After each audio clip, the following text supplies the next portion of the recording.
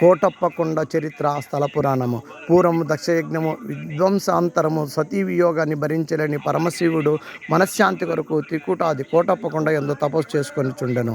కోటప్పకొండ దిగువన ఉన్న కొండకాపురం అను గ్రామములో నందు కుందారి అను యాదవ దంపతులకు ఆనందవల్లి అను కుమార్తె కలదు. ఈ గొల్లబామ కొండపైకి ఎక్కి అవల గ్రామాలకు వెళ్ళి పాలు తేనె పెరుగు అమ్మవచ్చుచుండెడిది. పరమశివుడు తపస్సు చేయుటగాంచి ప్రతిదినము పాలు తేనె నైవేద్యం పెట్టి ఇంటికి తిరిగి వచ్చుచుండెడిది. ఆ సమయమునే సాలంకయ్య అను ఒక రైతు పరమశివుడు ఉన్న ప్రాంతమునకు రాగా అక్కడ పరమశివుడు అతనికి యోగి రూపమున కనిపించెను. సాలంకయ్య అతనిని మహానుభావునిగా గుర్తించి స్వామి చెంతకు చేరి తన వద్దనున్న ఫలము స్వామికి సమర్పించి వెళ్ళినాడు. అప్పటి నుండి స్వామిని దర్శించి నిత్యములు సమర్పించి వెళ్ళుచుండేవాడు. ఒకరోజు స్వామివారికి పాలను తీసుకుని వస్తూ గొల్లబామ మార్గమధ్యమున పాలకుండకు క్రిందికి దించి సేద తీర్చుకుని చుండగా అంతలో ఒక కాకి వచ్చి ఆ పాలకుండపై వాలగా పాలనియు ఒలికిపోయినవి. అంతట గొల్లబామ కోపగించి ఈ కొండ ప్రాంతమునందు కాకులు అనునవి ఉండకూడదని శపించినది. అది మొదలు నేటికి ఈ ప్రాంతమునందు కాకులు అనునవి కనిపించవు. ఒకనాడు సాలంకయ్య పరమశివుని వద్దకు వచ్చి, స్వామి ఈ రోజున మా ఇంటికి వచ్చి మా ఆతిథ్యం స్వీకరించమని వేడుకొనగా అటులనే వచ్చేదని నీవు ఇంటికి పొమ్మని చెప్పగా సాలంకయ్య మిగులు సంతోషముతో తన ఇంటికి వెళ్ళెను.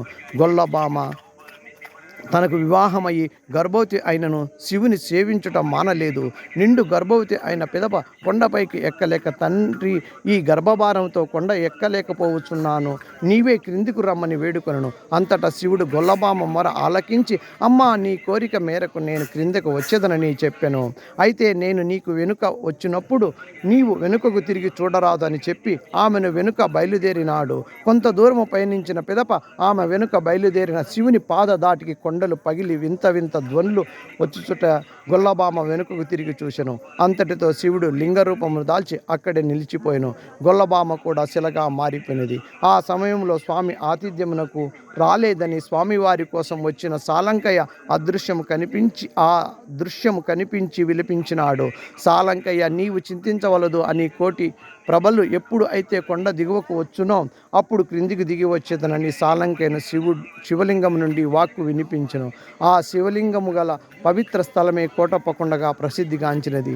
ఆ లింగమునకు ఆలయము నిర్మించి త్రికోటేశ్వర స్వామిగా భక్తితో పూజించుచున్న సాలంకయ్య కాలక్రమమున గొల్లబామకు ఆలయము నిర్మించెను.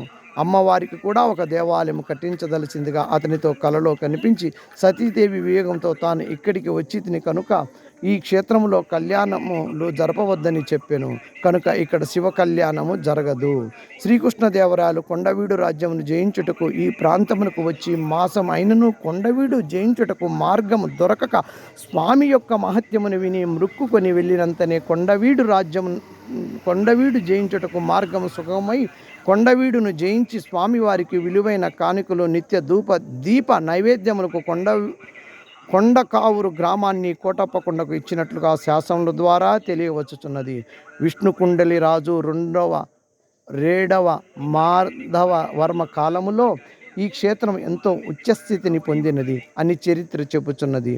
మాఘ బహుళ ఏకాదశి నుండి అమావాస్య వరకు ప్రభలతో భక్తులు వచ్చి దర్శించుకొని వెళుతుంటారు. ముఖ్యముగా శివరాత్రి నాడు అఖండమైన ప్రభలను ఇక్కడి తీసుకువచ్చి ప్రజలు వారి యొక్క భక్తి ప్రవృత్తులను చాటుకుంటారు. ఆ రోజు శివనామస్మరణ చేసుకుంటూ జాగరణ చేస్తారు. కొండపైకి వెళ్ళుటకు మెట్ల మార్గము 1761 సంవత్సరంలో శ్రీ మౌల్రాజు గుండారాయంగారు నిర్మాణం చేయించినారు.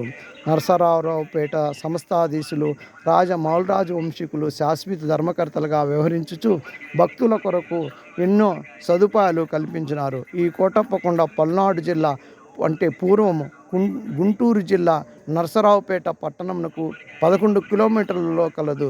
ఈ కొండను ఏ దిశలో చూసినను 3 శిఖరములుగా కనబడును. అవి బ్రహ్మ శిఖరము, విష్ణు శిఖరము, రుద్ర శిఖరముగా పిలువబడుచున్నవి. అందుకే ఈ క్షేత్రము త్రికూటాద్రి క్షేత్రముగా కూడా చూతుదురు. కొండపైకి సహజ సిద్ధమైన కుండలములు, పెద్ద పెద్ద తటాకములు కలవు. అందు పాప వినాశకం అన్నది గొప్ప తటాకము. ఈ కొండకు దక్షిణముగా ఓగేరు ప్రవహించుచున్నది.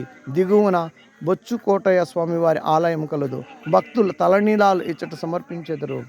చేదుకో కోటయ్య, చేదుకో, ఆదుకో కోటయ్య, ఆదుకో అను నినాదములతో శివరాత్రి పర్వదిన భక్తుల యొక్క భక్తి ప్రవృత్తులు మారుమ్రోగును. హరే కృష్ణ.